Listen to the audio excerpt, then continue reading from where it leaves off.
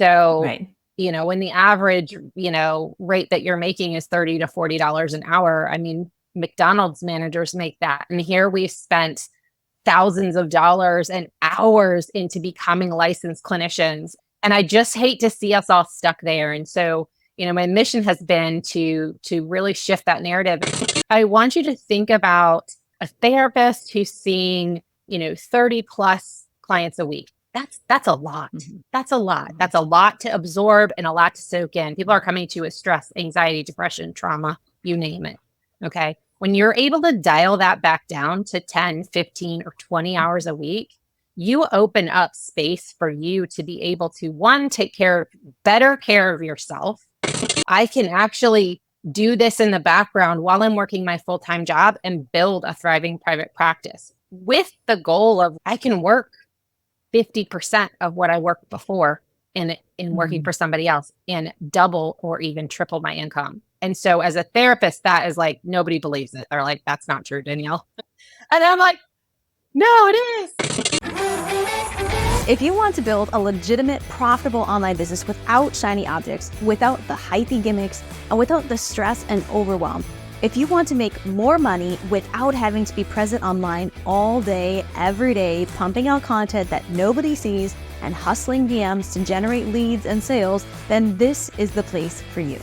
Welcome to the Digital Trailblazer podcast, your online business university, where you'll learn how ordinary people start from ground zero with no influence, no email list or audience to sell to, and no business or marketing experience, and go from working 9-to-5 jobs to building successful 6- and 7-figure online businesses and all the steps in between. Learn the strategies that worked and what didn't. Learn the mistakes that they made and how to avoid them, and then learn their plans for scaling their businesses and taking things to the next level.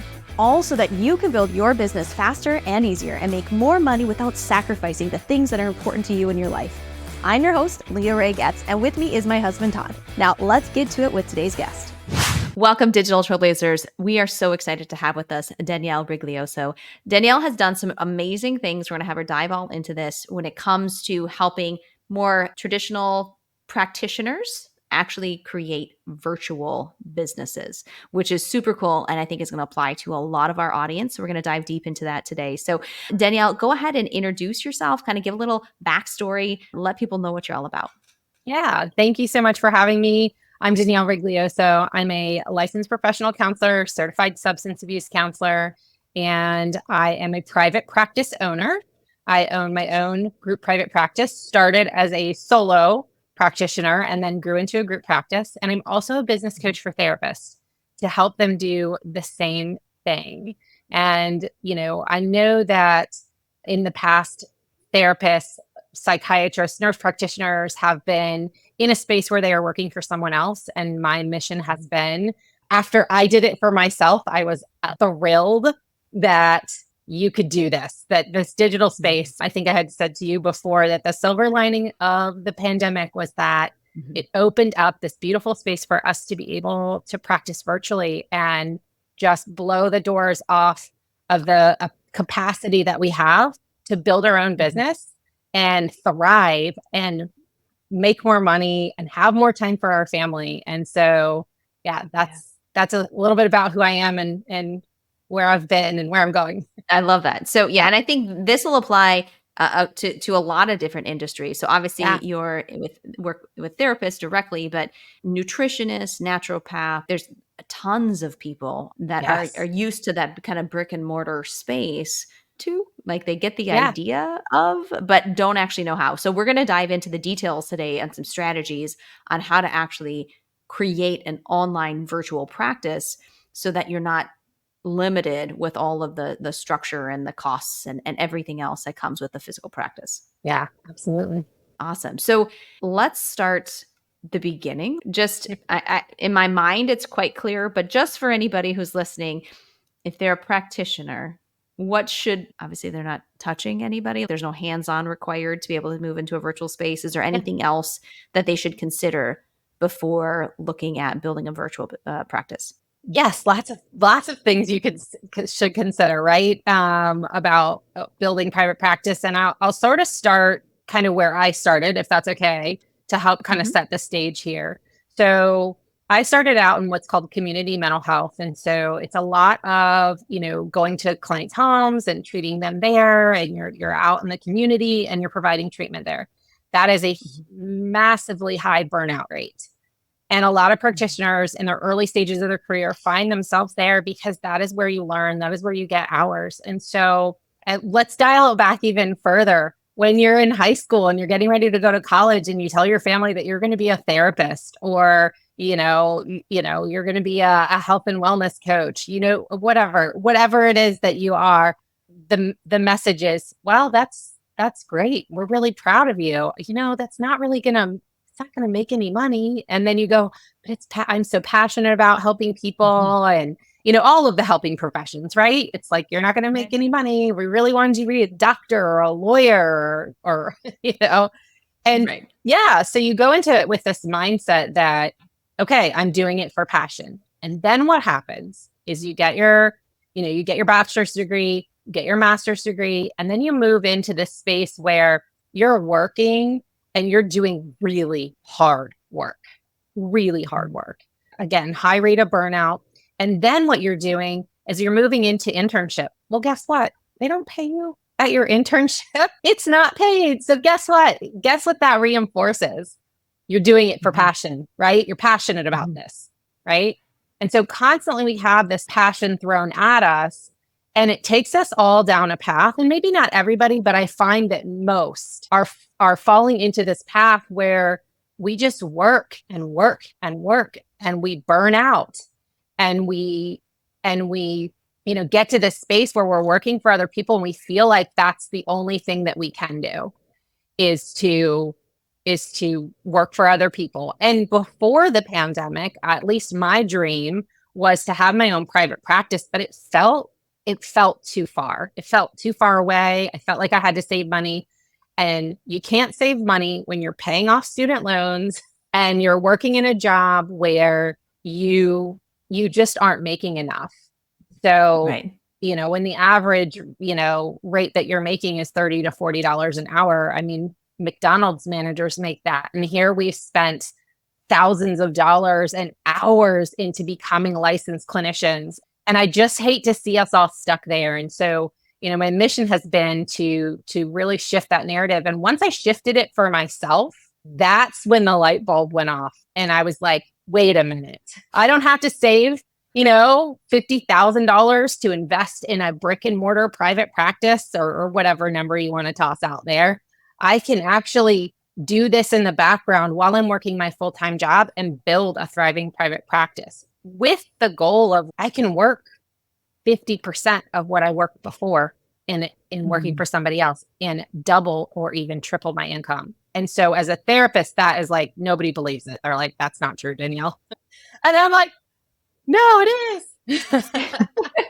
So let's highlight that for folks a little bit. Yeah. What are some of the success stories for yourself, your clients being able to leverage the virtual practice model? Oh my gosh. There's so many. We don't have time for all of them today, but I'll give you a few highlights, right?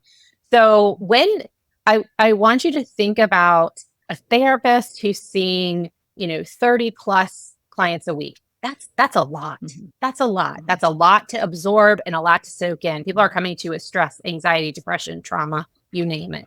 Okay. When you're able to dial that back down to 10, 15, or 20 hours a week, you open up space for you to be able to, one, take better care of yourself, which then allows you to dive into resources, to study, to gain more skills in different areas and be able to expand and help more people.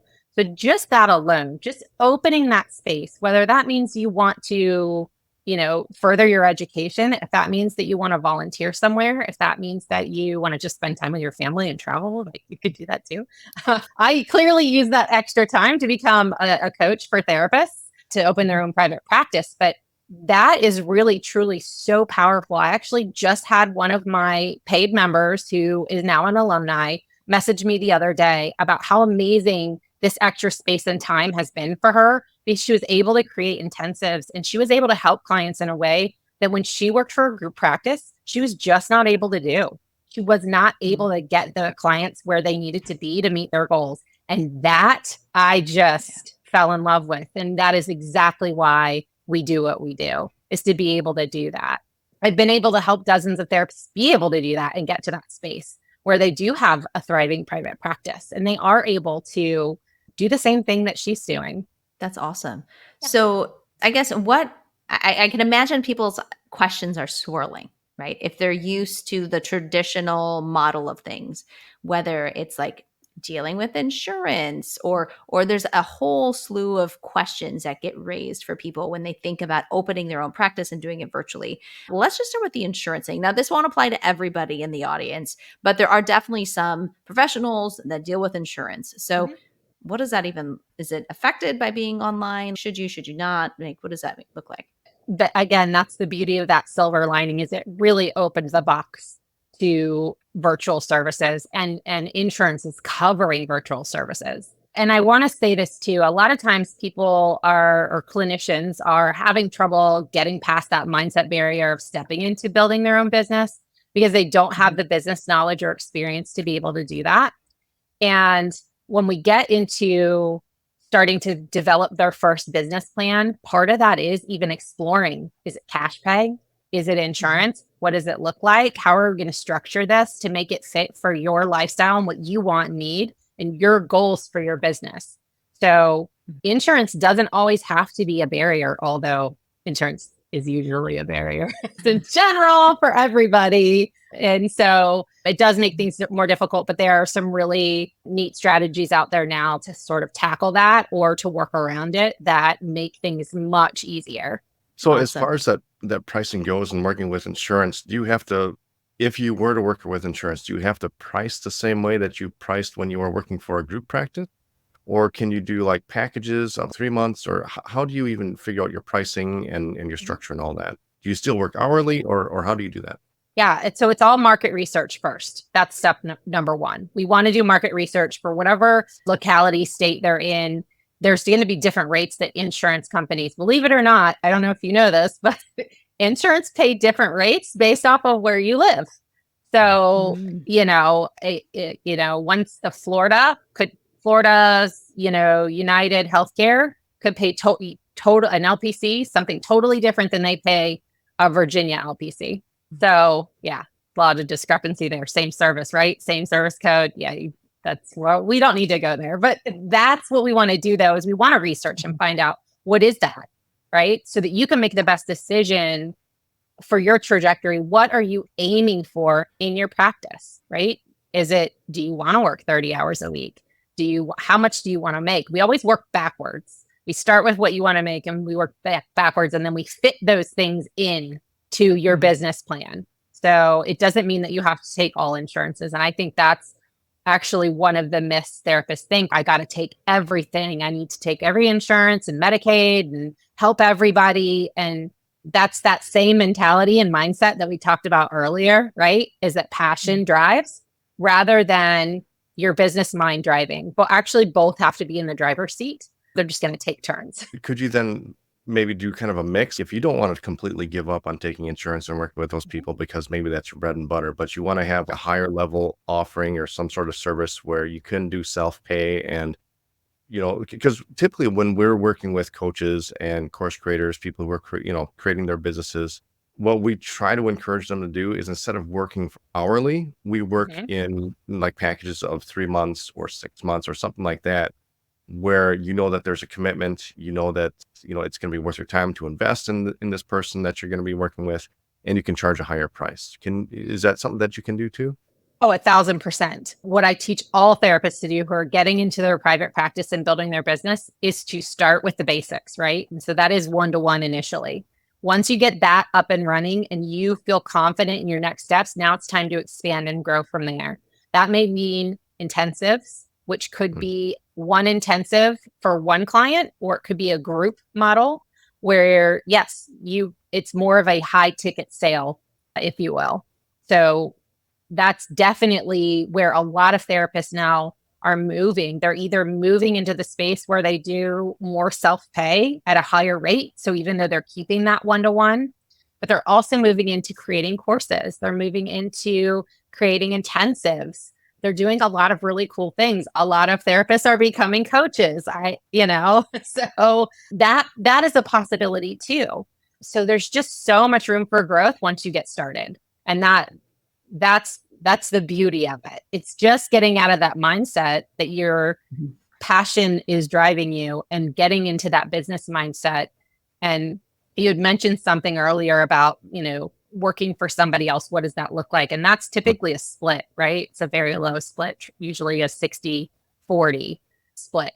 And so now you're bringing in 100% of whatever it is that's coming in, and you're not taking everything under the sun that the group practice wants you to take, right?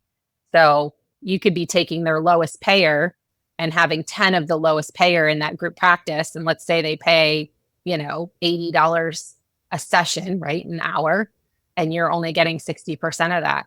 That's tough. Now you got to work 30, 35 hours to make ends meet. And that's a really tough space to be in, especially after you work so hard to get licensed and gain the clinical skill set that you have. Right. So one of the biggest fears when you kind of go off on your own and you start working for yourself is, well, how do I even get clients? Because that's obviously one of the benefits of working for a practice. They already got the clients coming in. So that's typically the biggest hurdle to overcome. What are you teaching people as far as how to bring in the clients, how to get the exposure? What are we doing here? Yeah, absolutely. So I actually just trained on this yesterday. I do free live trainings a couple times a month, and I just trained on this yesterday. So it's very fresh in my brain.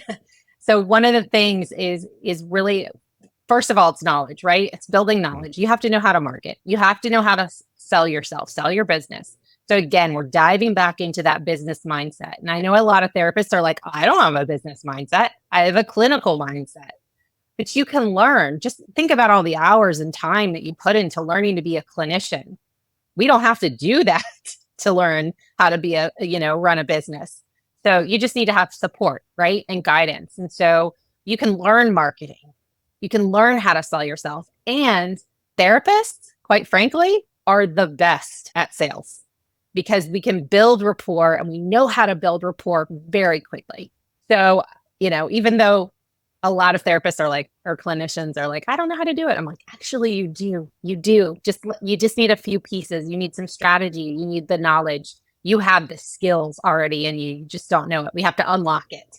And so there's lots of different strategies that go into marketing, from your core messaging to your copy, which, a lot of therapists aren't ever taught that. These things are not taught in bachelor's grad school or in your residency. It's just strictly clinical. So it's just about learning. Right. Yeah. So as far as getting that exposure and everything, are you primarily using Google and creating, a Google business and trying to get reviews there? Or are you doing something on Facebook or Instagram, LinkedIn? Where are you going as far as putting yourself out there? Yeah, sure. A couple different strategies that I teach clinicians to use. First and foremost, we have to have a really strong copy.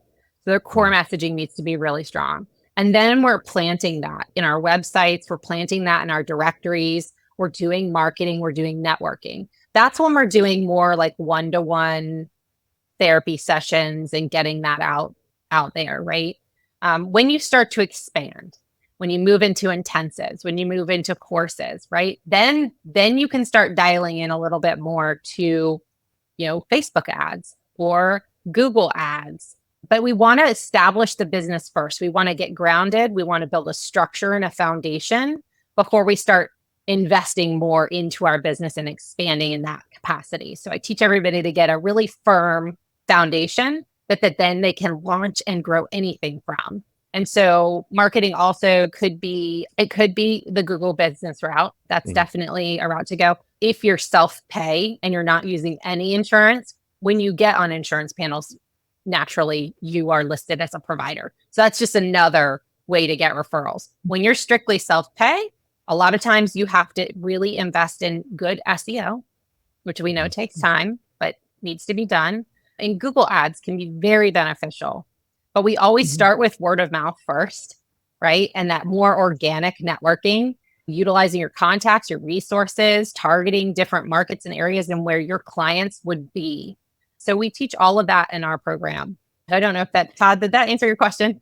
Yeah, I think so. Yeah. Just a place to Okay. start, because I know, I mean, when we're working with people, they're not usually getting listed in Google. They are relying on, LinkedIn, and maybe we'll typically start with some sort of networking, or maybe getting on stage somehow, or getting into a summit, or podcast guesting, right? That's Mhm. one way that works really well. It's free. Yeah. Leveraging other people's audiences just to get the word out there. And then, like you said, later on we move into things like paid ads. Once your marketing is solid, once you've got a good system in place to, bring people in, nurture them, and move them on to a sale, then we can invest in paid ads when we know that things are Absolutely. converting. Yeah. Yeah. So one of the other things that we really like to have in place before we invest in paid ads is like reviews and things like that.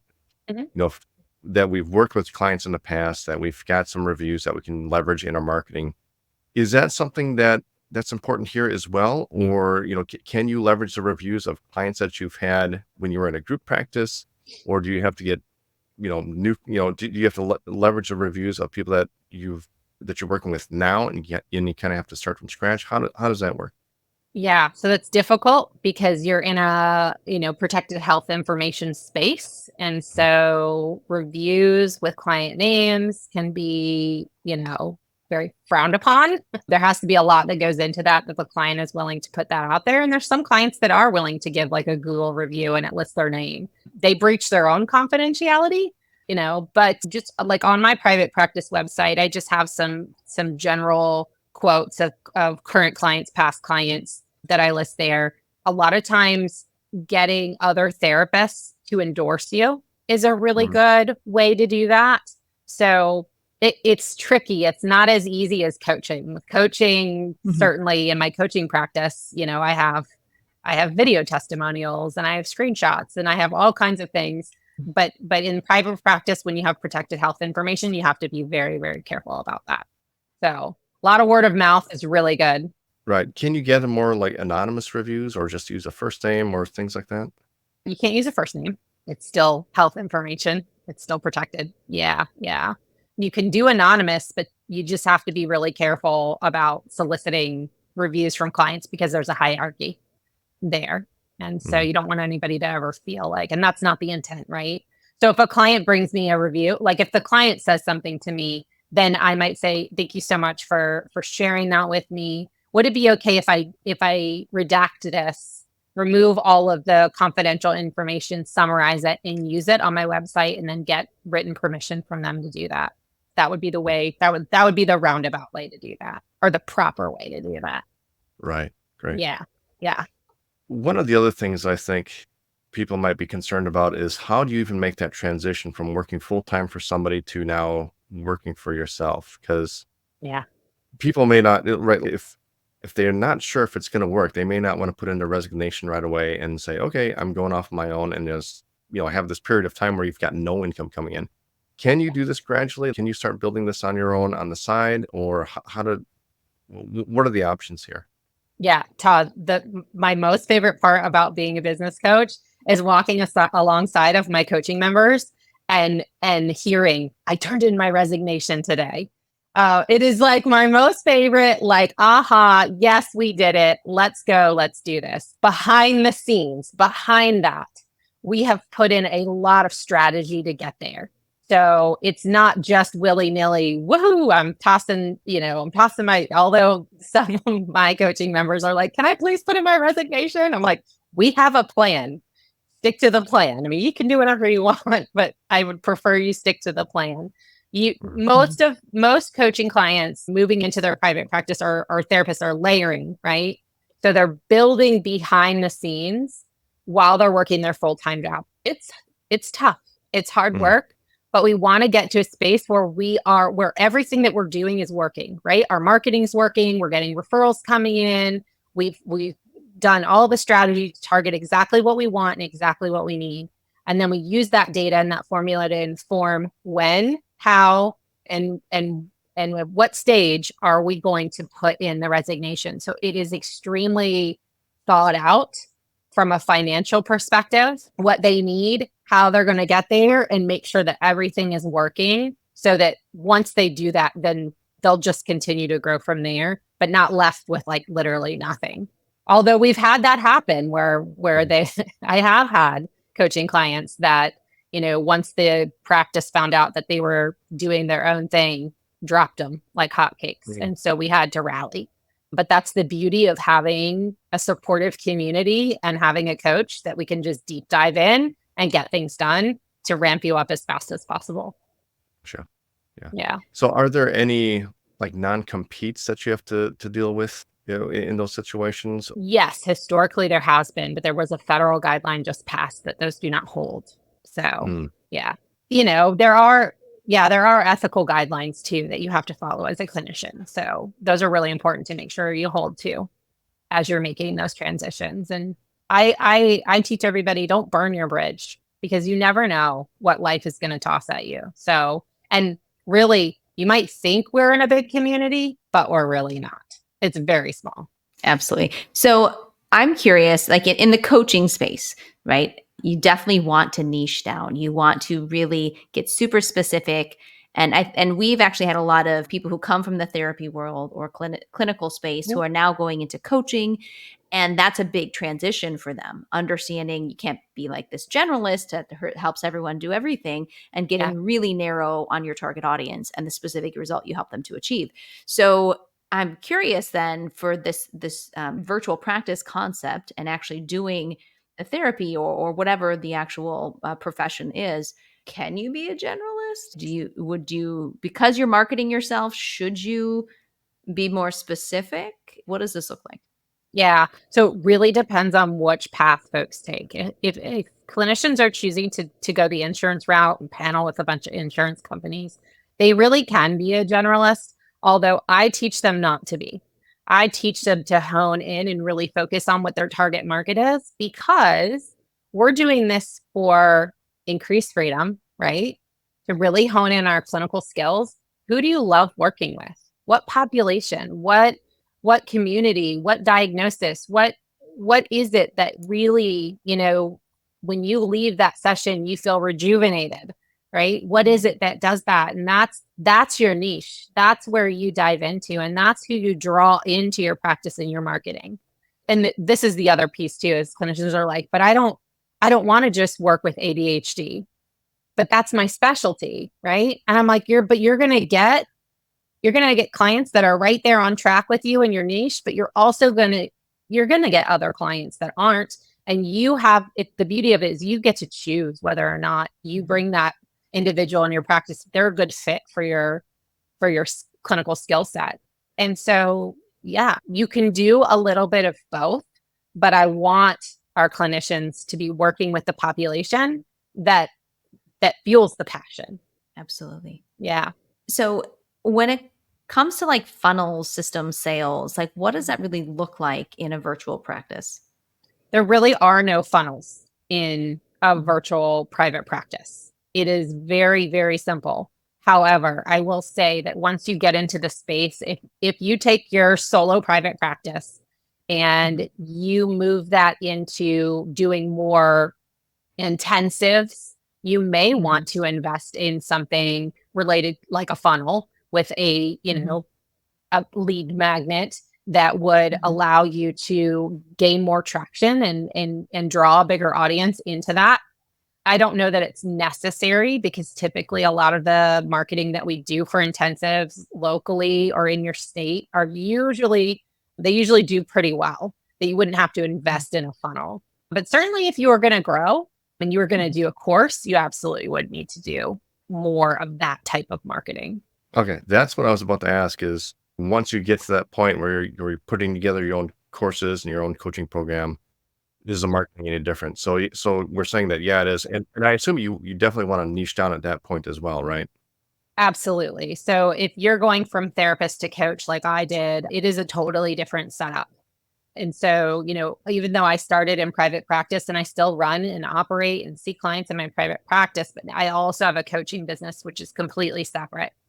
Because I'm in my coaching business, I'm not providing clinical services. I'm providing business consulting. But there are clinicians out there that are doing coaching that appear to be clinical, but are not, right? So it might be, parents of ADHD kids, or it might be moving into becoming a caregiver. There's thousands of different coaches, right? So they're not necessarily clinical, but they could be. And so that opening up that coaching space is, this is how I explained it in one of my other podcasts, was that building your private practice was like the bigger Legos, right? When you were a kid, like the big fat Legos, but building your coaching business is like the tiny Lego.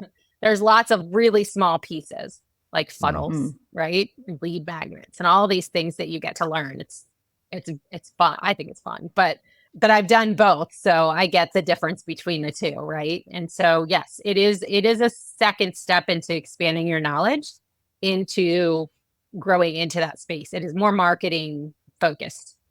Right. Yeah. So with that being said, then what's the benefit of moving into that space versus just staying as a private practice or virtual private practice? Is there an income jump? Is there a difference in lifestyle or the type of clients that you're working with? What would motivate you to move into the coaching space instead of just staying where you are? Yeah. So I think everybody's path and journey is a little bit different. So you might have somebody who's, I want to see 10 clients a week for the rest of my career, and I'm good, and it brings in a good income, and I'm solid there. You have some people who are like, I want to grow group practice, right? I don't want to see clients anymore, but I want clinicians working for me, and I want to grow that. Then you have other people who are, start as a solo private practice. Maybe they go into group, maybe they don't, maybe they expand into intensives then grow into courses then sort of grow into coaching. It really depends on what you want, right? What are you going for? What do you need? Is it financial? Is it freedom? Is it more time? You have to sit down and map all of that out. That's crucial in your business plan. Whatever step you take and whatever direction you go in, that it's still meeting your why. And that's what I teach all of my clinicians. What's your why? Because we're going to go back to that 1,000 times. And you're going to say, Denielle, what do I do? Should I do this or should I do this? And I say, well, what's your why? Does that align with your why? And they go, no. Okay, then this is what we're going to do. So, dialing into that's really important for everybody, regardless of what direction you're going to go into. So it could be higher ticket sales, less one-to-one, which is what most coaches go into, is they get tired or burn out after the one-to-one for a certain period of time. Yeah. Gotcha. Okay. Yeah, because I know for us, like when we started getting into the online courses space, that quadrupled our income. Like it was that's how we made our first 7-figure year, was by selling an online course. And it was just one course that we did, and then it did well. And that hooked us, right? Yeah. Kind of forever. And then we got into other things, and then we expanded our offerings into coaching and other things as well. But I know for us, like there was a huge income jump, because you could sell so much more with an online course or a coaching program than you can just working with people one-on-one. Yeah. Oh, absolutely. Absolutely. There's and it's a great way to scale. I don't want to say it's easier to scale that way, but sometimes it feels easier. I do both, right? I have a group practice, so I scaled in that capacity, and then I did coaching. So they both have their nuances. They both have their plus and minuses, right? Just like everything. You just have to decide what it is that you want for yourself. I love the ability that coaching brings. I think it's great. And I think that all therapists should eventually, get settled in your business, get into what you do as a passion, and then grow from there and expand. And even as a coach, you open your coaching business, you can grow and expand from there too. So you could do clinical courses that you sell for, CEs. There's so much that you can do, but you're limited if you stay stuck working for somebody else. So one, I guess, I don't know if you've seen this, but in the coaching space, because we interact with these folks, but after they've decided to become a coach, and now they need help building coaching, right? And so an instigator or the catalyst to getting into coaching from a lot of people that I've talked to is the state licensure restrictions. Oh, yes. So do you want to talk about that a little bit? Yeah, I will. Yeah. So there's a couple really cool things that are happening in this space that really may change the dynamics of solo private practice for so many clinicians. You have the interstate compact that's coming out, which is going to be a space where you can go to the interstate compact, and then we we don't have all the information. So for right now, I'm just saying they magically let you work in all of these other states that are part of that compact. And so it's been pushed out because it's a big job to do, because none of the states have the same guidelines for therapists. It's quite frustrating. And so, yes, a lot of therapists are really stuck in just working for their state because licensing in another state is either too cumbersome, too expensive. It's a lot to manage once you get licensed in multiple states to keep up with their regulations and the CEs and the fees and all of that. Right. So it makes it really tough. So that's really beautiful that that's coming out. It does already exist for psychologists. They call it the PsyPact. So clinical psychologists are already doing that. LPCs are next, and then LCSWs will follow suit. They're all kind of in the works of doing that. So I think that's going to change things for the therapy space. But it is also another reason why therapists go into coaching is to broaden who they can reach, right? I know my coaching program is not a clinical program, but I'm still reaching clinicians in Canada and all over the United States, in Europe, which is just so amazing to be able to do that. Entrepreneurship is a roller coaster, to put it lightly, right? In a lot of different ways. So I'm curious when it comes to the mindset, because, I was a former clinician in a way. I was a registered nurse back in the day. I came from a medical mindset. I know I had a whole lot of growth to go through to become a successful entrepreneur. So mindset wise, what have you seen or what are you seeing with your clients? Yeah, I'm seeing a lot of barriers with mindset just in general. So even if it's lack of business knowledge, fear, sustainability, unsure if they're equipped to do this. And we always have to challenge that mindset first. It's actually the very first thing that I teach in my program is mindset, because we want to get into that space where, I think what I said at the very beginning of the podcast was that the mindset has been engraved that you do this for passion. So we are reversing that narrative. And we're challenging those thoughts that are popping up that I did this for passion. I can't do this for money. Like I can't take care of my own self, which when you say it out loud, you're like, why would I say that? But underneath everything, that's what's existing, right? That is what is fueling. That's that core belief under there that is driving us. And so really challenging that together to help you grow and to help you expand and get into that mindset that you do deserve to take care of yourself, take care of your family, be able to help more people. And how does that look? And what does it look like for you? And how do you do it? And so really challenging that and getting into that good headspace prior to even, stepping foot into starting your business. And to be honest with you, you have to keep doing it as you're building your business. You keep going into that, challenging that mindset. In my coaching program, actually once a month, I have a mindset coach that comes in and does this with my clinicians just to help them reach those, get over those barriers. So as far as personality wise and things that are things that people are looking for in their lives, is there any type of personality or any type of person where you say, yeah, this probably isn't the best for you. You should keep working for the group practice? Oh, I've never said that to anybody. Maybe I'm just like an optimist and I'm just like so stoked that this is amazing. It really truly is so amazing, therapists, to be able to do this. It wouldn't be the right fit for somebody if there were barriers that it impacted them, from a, financial standpoint or something they've got going on in their lives. It might just be a timing thing. But honestly, if you're going to ask me, I'm going to tell you that every therapist should be doing this. Every therapist should have their own private practice. Sorry, group practice owners, including myself, because I have one, but it might just be a timing thing, right? Might just be a timing thing. And I don't think there's any personality characteristics that come into play. That's kind of what I suspected, because I know like a big reservation a lot of people may have is that, I don't want to lose the security of having a job or I don't want to, take the risk. And for me, my bachelor's degree is in music education. And I went into that field because number one, I just love band class. But number two, I was always told that, this is a career where you can, once you get your foot in the door, you've got a job forever, you work for 40 years, you retire and blah, blah, it's such a secure job.